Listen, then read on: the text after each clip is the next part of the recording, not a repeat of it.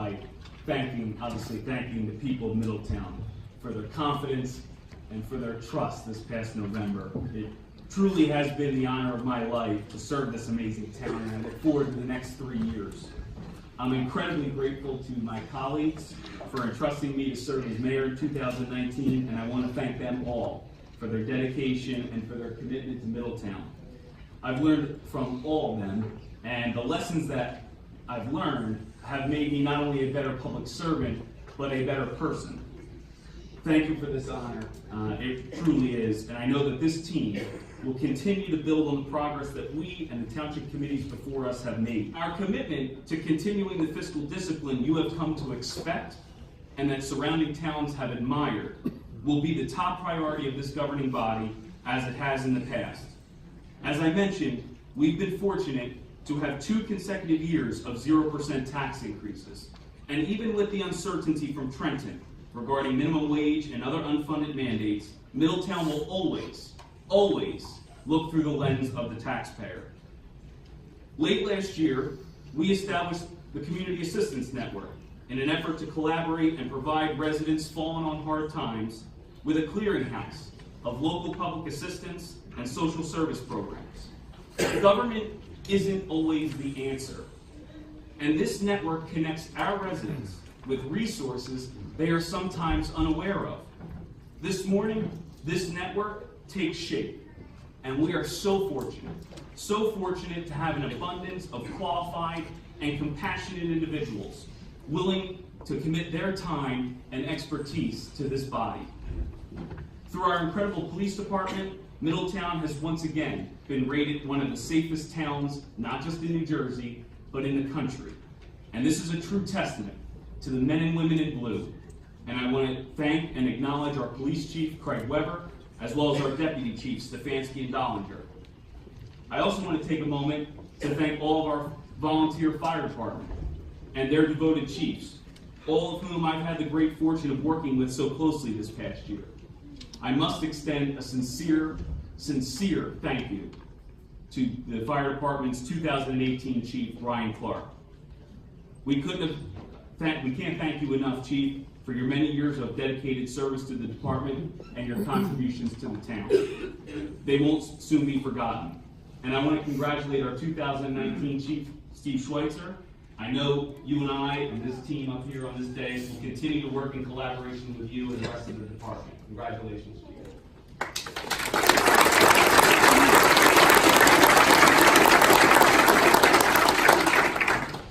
To all of our emergency personnel, I can't say anything other than thank you. Thank you for your service. Thank you for your time. Thank you for your efforts.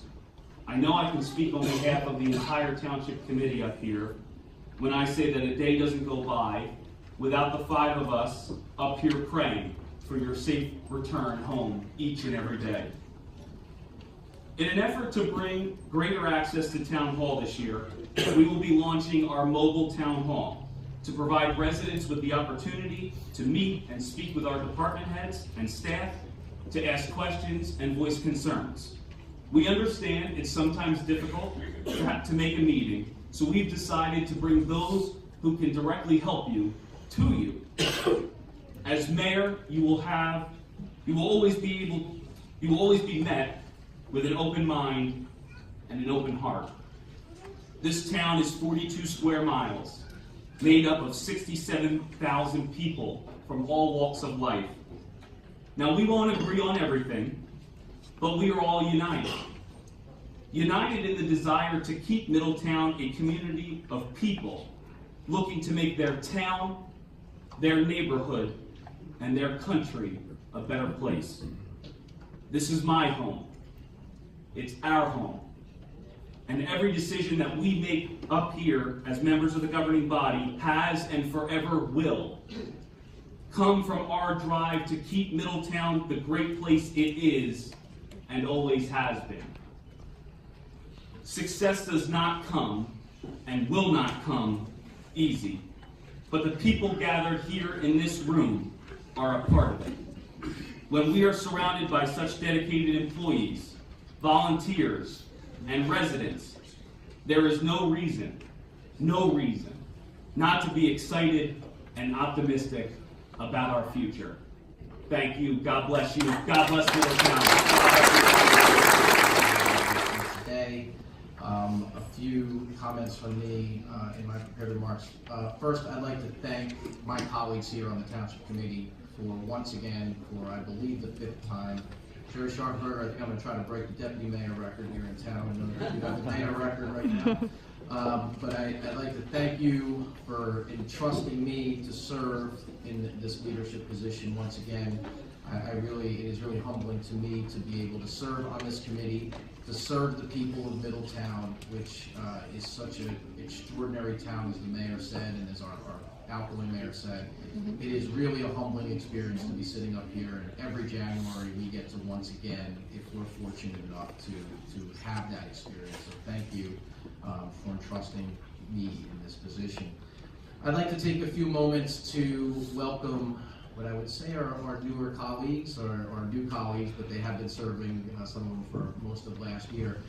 2018 was certainly, in my now 10 years of service here to Middletown Township, a year of tremendous change on this Township Committee, with some of our former colleagues moving to higher offices, which are so well deserved, and some colleagues going to very important boards and commissions that serve the constituents of Monmouth County at a very high level.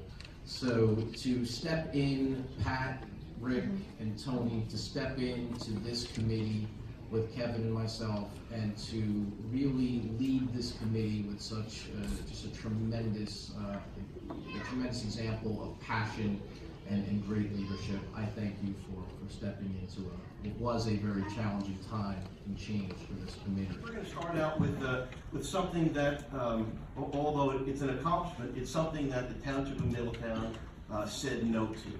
And this is a great accomplishment of 2018. And this was the Monmouth County Reliability Project. This is a $111 million, 10-mile, 230 kV transmission line that would have stretched from Aberdeen to Red Bank through the Middletown Historic District on 210-foot-high monopoles. Together with Hazlitt, Ferndale, and Aberdeen, and Rage, our private partner, hundreds of thousands of dollars were spent to stop this project. And I'm proud to say that Middletown led the charge of all the municipalities and the township to stop this project.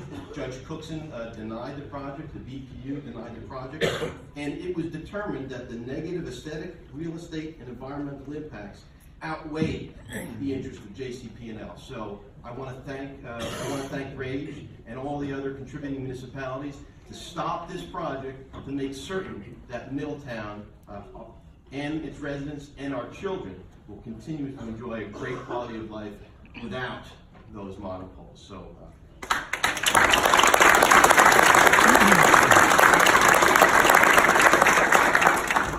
now JCP&L may say, oh, there's no monopoles, there's no reliability, what are you doing now? Well, at the beginning of last year, Middletown Township was one of 13 municipalities to receive a $150,000 grant to do a microgrid feasibility study. What does that mean? That means if the power goes down here in Middletown, we have studied this year, and it's now complete, the ability to put in place a microgrid to have instant power when the power goes down that will be generated sustainably and locally and instantly. So there's no 2 days wait, there's no 1 week wait, there's no 2 weeks wait. And this is something that was only done in 13 municipalities of the 565 municipalities in the state of New Jersey. So Middletown is a leader in trying to achieve real and sustainable power and forward-thinking ideas to make certain that we can achieve power locally and sustainably. We don't have to rely on grid. So another project that is about halfway through, and the reason why I'll mention this funding is this is the Port Monmouth Flood Control Project. This project, as you know, is between Concord Creek and Hughes Creek and East 36. And it's a $115 million federally funded project. We want to thank Congressman Chris Smith here for achieving that funding. One of the only positive outcomes of Superstorm Sandy was the fact that this funding was accelerated fully And right now, the project is about halfway complete, with completion in 2022. And as you've seen around town, you've seen the flood walls in place, you've seen the beach replenishment, you've seen the fishing pier extended. When the project is completed around 2022, it'll be operated by the NJDOT. And again, it's fully federally funded, so no local tax dollars were spent. We look forward to the completion of that project. The last item, when we talk about sustainable power and we talk about developing the township and being a leader, Middletown is one of the leaders again in the state of New Jersey to endeavor on our new 72,000 square foot municipal building. So last year, we did sign the developers agreement to begin this project. And why is this project different than any other projects? Number one, it is a public-private partnership. I'll say that again. Most municipalities don't have the ability to do public-private partnerships, nor do they explore it. This governing body was forward-thinking in looking at a public-private partnership to get the best result for the municipality at the lowest cost. The project also includes new pad sites on this municipal site, which will generate new revenue offsets for our lease payments. So anytime this governing body acts, we look to see how we can do the project most effectively, most efficiently, and the lowest cost to taxpayers. In closing, I wish everyone the best in 2019, and I look forward to working with my colleagues here on the Township Committee towards a great 2019. So thank you so much.